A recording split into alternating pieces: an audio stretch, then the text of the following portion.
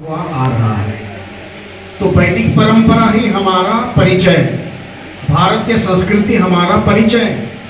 और जहां पे यहाँ पे आप लोग एक शीर्षक दिए विश्व कल्याण और मनुष्य का दायित्व बोध, और यह है ब्राह्मण का अपनी निजस्वता।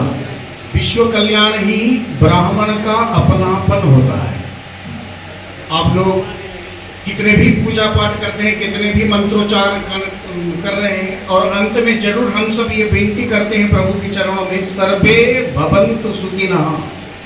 और यह है सनातन धर्म का सुरक्षा का अटंबम है पूरे के पूरे विश्व के नाते। यहाँ सिर्फ गोमाताओं की सुरक्षा के बारे में नहीं है, पूरे विश्व का सभी प्राणियों के लिए है।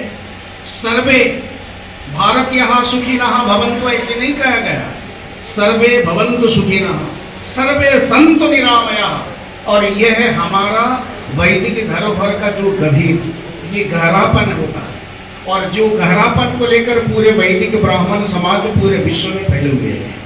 और मैं इन्हीं शब्दों को साथ और एक शब्द जोड़ रहा हूँ। हम ब्राह्मण होने के नाते कई हमारे पूर्व महात्माओं ने बोले हैं, उस बात को स्मरण दिलवाता हूँ।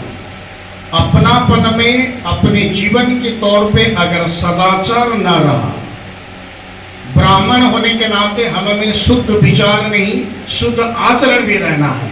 हमें वाच्य वीरता नहीं, हमें आचरण पटुता भी जरूरी है।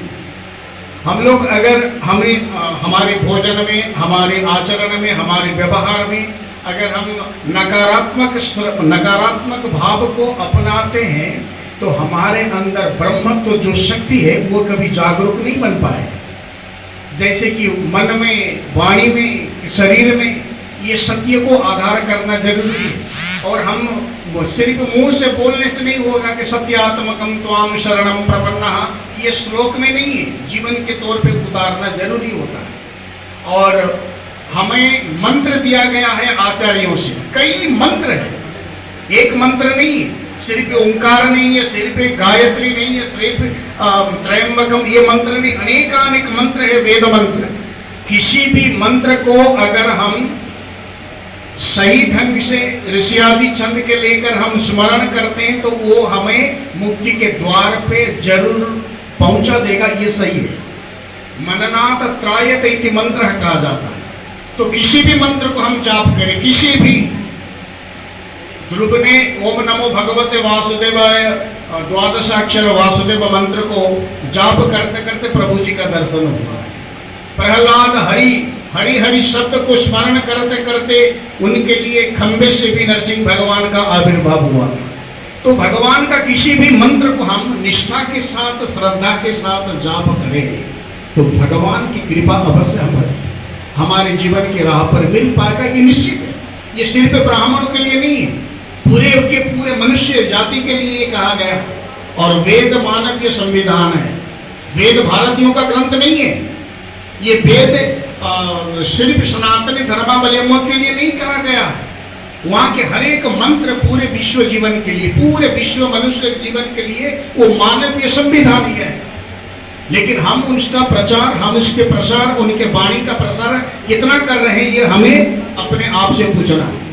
सिर्फ ब्राह्मण होने के नाते कर्मकांड और उन्हीं में दिया गया मंत्र में अगर हमारे भाव, हमारे जीवन की चर्या उन्हीं में सीमाबद्ध रहे, आबद्ध रहे, तो वेद का प्रचार कभी नहीं हो पाएगा। वेद वाणी के प्रचार हर मनुष्य के पास कभी नहीं पहुंच पाएगा। तो हमें ये उत्तरदायी है, हम अपने भी वो वाणी का प्रचार का जिम्मेदारी लें, और हमारी जो आचार, हमारे जो उत्तर वर्ग आते हैं, दायाद आते हैं, हमारे पुत्र पोता आते हैं, हम उनको भी वो शिक्षा दें। क्योंकि सनातनी संस्कृति एक ऐसे धरोहर है जो पूरे विश्व को इकट्ठा करने में समर्थ है। मैं आप लोगों को स्मरण दिलवाऊंगा, एक यज्ञ भूमि है, एक यज्ञ भूमि को आप लोग 1 मिनट के लिए मन में चिंतन कीजिए। और भारतीय परंपरा एक यज्ञ भूमि को लेकर पूरी जितनी भी जात पात है ये सबको इकट्ठा कर रहा है। जहाँ पे ब्राह्मण बैठ रहा था, वहाँ नापित भी था, वहाँ धोबी था, वहाँ कमार भी था, हर एक जात का लोग वहां पर इकट्ठे होते थे, सबका सहभागिता के यज्ञ भूमि में रहता था। आज क्यों नहीं? आज और भगवत गीता में प्रभु जी वर्णन करते हैं, चातुर्वर्णन मया सृष्टम गुण कर्म विभागशः। मैं तो 4 वर्ण जन्म दिया हूं, लेकिन आज हजार हजार जात कैसे पैदा हो गए? ब्राह्मण, क्षत्रिय, वैश्य, शूद्र, ये शब्दों का भी आज चर्चा जरूरी है। जन्म से कोई ब्राह्मण नहीं होता है। कंधे में जनेऊ डाल दिए तो शिखा चोटी रख दिए तो ब्राह्मण नहीं होता है। ब्राह्मण का कर्म जरूरी होता है। ये गुण कर्म विभाग है। हमारी गुण में अर्थात स्वभाव में, कर्म में ब्राह्मणत्व का जागृत होना चाहिए, मुंह की वाणी से सिर्फ नहीं। और गुरुदेव बाबा बलियाजी महाराज ये समझाते हैं, ब्राह्मण, वैश्य और क्षत्रिय, ये शूद्र 4 वर्ण हम जिस तौर से, जिस विचार बोध से हम समझ रहे हैं, वो जात प्रथा उसी तरह से नहीं है। वर्ण और जाति, इसमें अनेक भेद है। वर्ण शब्द का अर्थ जाति नहीं है। आज देखे हजारों से ज्यादा जात का आज आप लोग गिनती कर रहे, तो कहां से आ गए? इसी मनुष्य ने इसको पैदा किया, ईश्वर नहीं किए। ईश्वर तो सिर्फ 4 पैदा किए, तो ये कहां से आ गया? स्वेच्छाचार विचार से, मनमानी हम जिसको कहते हैं। जो बात हमें अच्छा लगा तो हम कुछ कर बैठे, कुछ प्रस्तुत कर बैठे। और ये देखिए पिछड़ा वर्ग, कितना कितना वर्ग का नाम आज सुन रहे हैं। ये वर्ग कहां से शुरू हो गया? मनुष्य का। और आप हम लोग तो पुरुष सूक्त में पढ़ते हैं ना, ब्राह्मणस्य मुखमासेन बाहुराजन्यः कृतः गुरु तदस यद वैश्य पदभ्यागम शूद्रो अजायत। तो पिछड़ा पद यहां से कौन आ गया भाई? हर एक प्रभु का तो अंग में, अंग की जो परिकल्पना में ये 4 वर्णों का तो वहां पे इकट्ठा हुआ है। तो पिछड़ा कौन है? कोई भी पिछड़ा नहीं है। हमारी मानसिकता सिर्फ पिछड़ा होता जा रहा है। प्रभु के सृष्टि में सभी का समान अधिकार है। समान अधिकार होते हुए तो पिछड़ा वर्ग का ये शब्द क्यों पैदा हो रहा है? तो यहाँ पे हमारे विचार विमर्श की जरूरी होती है। विचार विमर्श की जरूरी होती है। अगर ये न हो पाता, क्योंकि आप देखिए ये समाज की जो यज्ञ होती है ना, हम पुरुष शब्दों को अगर अच्छी तरह से तर्जमा किया था, समाज क्या सर्वभूत समृतम वृषदाज्यम पशुम स्ताम चक्रे पायव्यान ग्राम्यान अरण्यान, इतना इतना सब एक के बाद पैदा हुए। तो पहले हम अरण्यान अर्थात जंगल की जो संस्कृति थी, आरण्य की संस्कृति में हम सब कुछ पहले थे। उसके बाद आए ग्राम्य संस्कृति में। ग्राम्य संस्कृति के धरोहर हम जिसको पढ़ रहे हैं, सहना भवतु सहनौ भुनक्तु, हम आपस में मिलजुल कर रहे, इकट्ठे रहे, इकट्ठा भोजन किए, ये ग्रामीण संस्कृतियां है। तो हमें वेद ने हर एक बात को हमें शिक्षा दी है।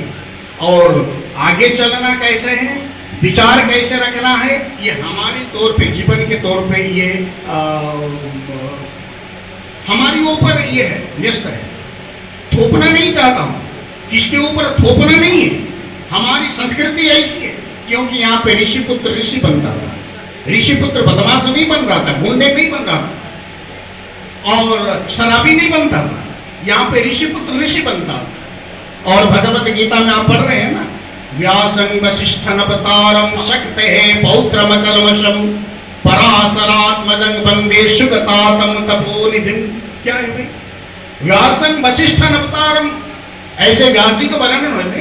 तो परिवार को देखे, पहले ब्रह्मा जी के पुत्र हुए वशिष्ठ जी, वशिष्ठ के पुत्र है महामुनि शक्ति जी, महामुनि शक्ति के पुत्र बने महामुनि पराशर, महामुनि पराशर के पुत्र बने महामुनि व्यास, और महामुनि व्यास के पुत्र बने महामुनि शुक्र।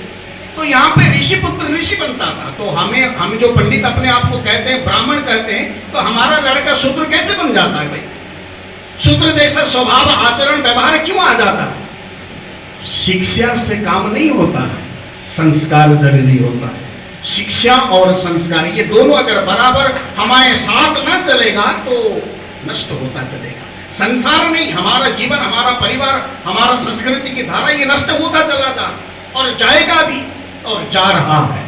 मैं यहाँ तो हमारे थोड़ी देर पहले हमारे युवा विद्वान आदरणीय प्रियव्रत जो बैठे हैं, कुनु कुनु हम जैसे बोलते हैं, और ये सिर्फ गौ सेवा के नाते नहीं, मैं उनमें एक अच्छी बात देखता हूँ कि हमारी सांस्कृतिक धरोहर को वो कट्टरपन से पकड़ते हैं। मुझे बहुत अच्छा लगता है, क्योंकि अगर हमारे अंदर हमारी संस्कृति, हमारी धरोहर की कट्टर बात को हम अगर पकड़ न पाएंगे तो क्या होगा?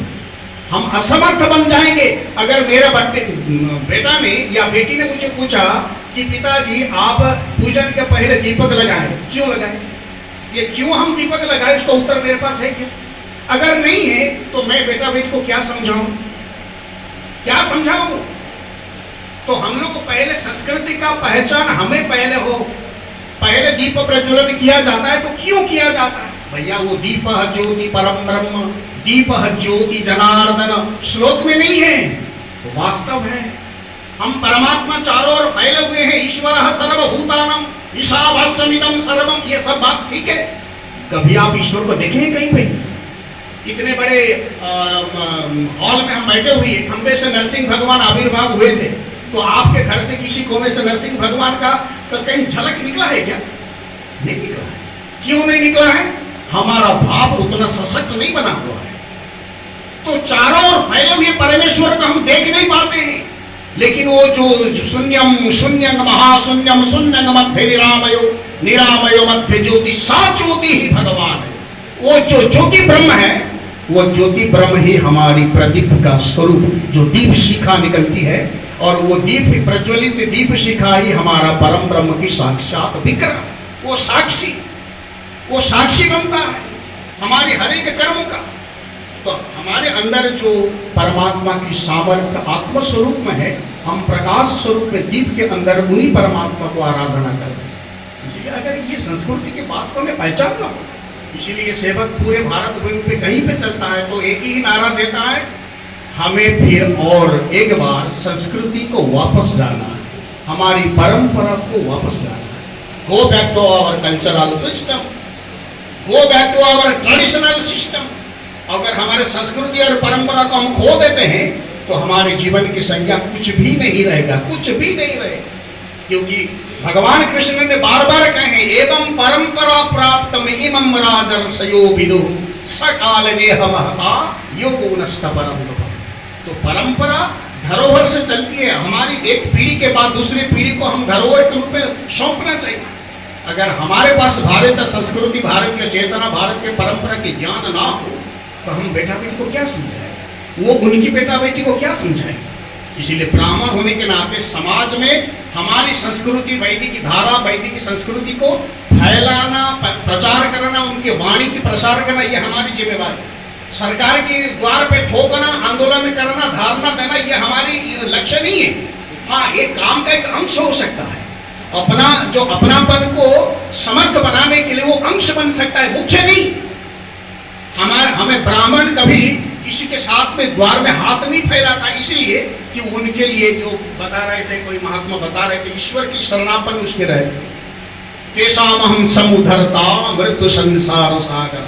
तो ये ईश्वरार्पित मनोवृत्ति सिर्फ ब्राह्मणों में ही ज्यादा होता है। ब्राह्मण अगर कहां से भूल चूक हो जाती है तो तुरंत उनमें अनुताप आती है।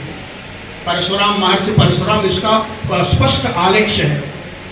21 बार नक्षत्र करने के उपरांत मन में ग्लानि होती है। मन में ग्लानि इसलिए आया कि वो ब्राह्मण है, मैं गलती किया हूं। ब्राह्मण गलती करता नहीं है, और जब भी करता है उनके मन में पहला ग्लानि शुरू होता है। ये संस्कार है, जन्मगत संस्कार है। तो अंत में यही निवेदन रखूंगा, हम उड़ीसा के कई प्रांतों से हैं, यहाँ पे भारत भूमि के कई प्रांतों से संत महात्माओं का समागम भी हुआ है। सबको यहाँ पे विद्वान है, और विद्वान कोई भी नहीं है, लेकिन हम इतना ही आज इतनी मंथन से इतनी बात को लेकर अवश्य चले। हम हमारे भारत के संस्कृति, वैदिक धारा का और उनकी पावन वाणी का प्रसार की ओर हम अपनी दिशा, अपनी मन, अपनी कर्म और वाणी को रखें। और इसलिए प्रयत्न होना भी सबसे बड़ी जहद, सबसे बड़ी बेहतर काम। और शिक्षा और संस्कार, ये दोनों को लेकर हमें आगे बढ़ना है। इन्हीं शब्द के साथ वाणी को ही विराम देता हूं। जय गुरुदेव, जय गुरुदेव।